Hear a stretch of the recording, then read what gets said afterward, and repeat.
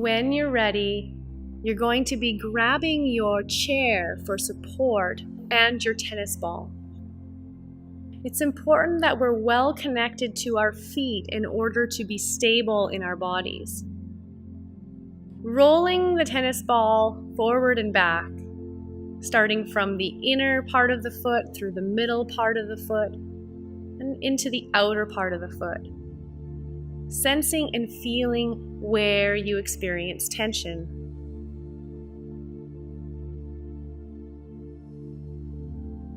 Allow your spine to be tall.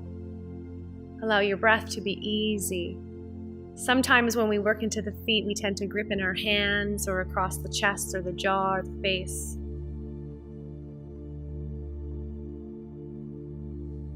Next, you're going to place the heel of the foot on the floor and place the tennis ball underneath the broadest part of the foot. And begin to roll the foot from side to side across the transverse arch of the foot. Pay attention here, sensing and feeling the small bones of the foot rolling over the ball. Notice how good this feels to awaken and enliven the feet.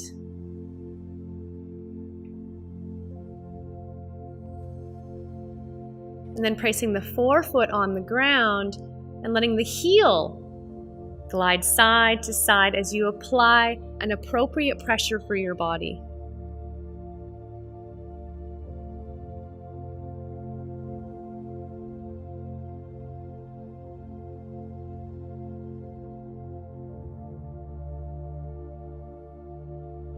In between sides, you're going to set the ball aside and come to easy standing again. If it's comfortable, you can close your eyes or use your chair for support, sensing and feeling the effect of that simple practice. Do you feel more connected on one side of the body, the side of the body that you've worked? When you're ready, switch sides, starting with gliding the ball forward and back. From the ball of the foot through to the heel, sensing and feeling the inner arch, the middle part of the foot, and the outer part of the foot. Deepening your awareness of your feet through this practice.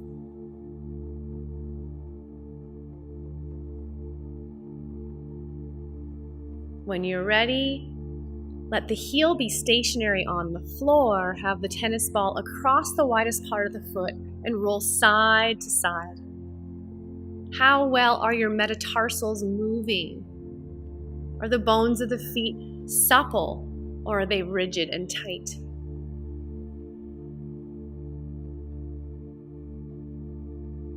Notice if you've started to grip anywhere in the body.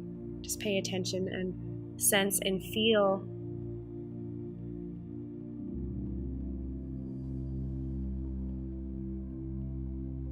And then bringing the forefoot to the floor, fanning side to side, the heel.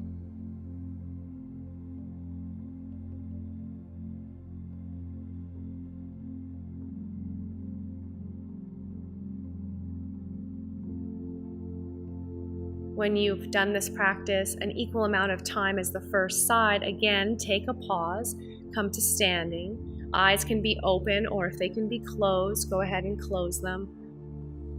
Again, sense and feel.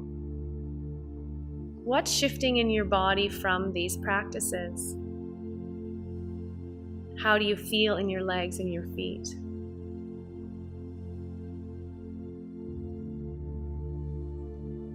Good. Next, you're going to place that ball just a little bit off to the side, and you're going to be using your chair or your wall for support.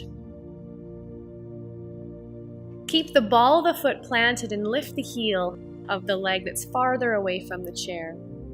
Bring the same side hand to your glute muscle, your bum muscle, and begin to externally rotate the leg. As you rotate externally, what you're sensing and feeling is the actioning, the contraction of the glute muscle. As you glide in and out, connect your brain there. We want to be sensing and feeling the glute muscle turning on. Feel it contract, feel it lengthen and release as the leg comes back in. You can do that several times. Remembering our glutes are important. They're critical for keeping our pelvis and our bodies supple and tall. Stability arises from our pelvis. And that allows those back muscles to begin to release, allowing them to settle so we don't experience as much pain. When you feel complete, release the foot. Again, pause, sensing and feeling. What do you notice with each practice as we build upon the practice before? When you're ready, turn to face the other way. Hand will come to the other glute. Sense and feel as you move into external rotation, engaging the glute muscles, contracting, and then lengthening.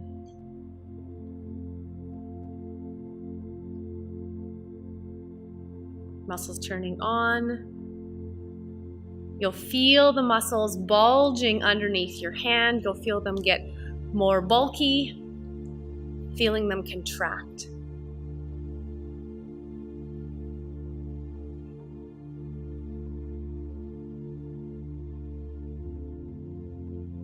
When you're ready, release. Take another moment to pause, sensing and feeling.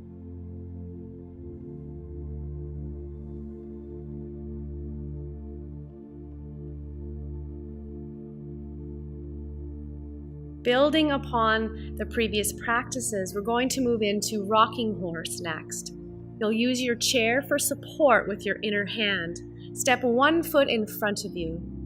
You're going to rock forward and back, letting your weight shift from the forefoot to the hind foot.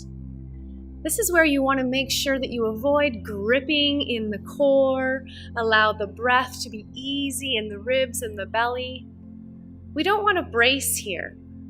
Instead, we want to allow the body's natural intelligence, the intelligence of the muscles, to do what they need to do to support you, to naturally happen. You'll notice here that you might be able to let your arms flow up off the chair. But if that's not comfortable and you feel unsteady, then have the hand on the chair. Good. When you're ready, you're going to pause and switch sides. Let the foot that was behind, let that foot now be in front. Rocking horse.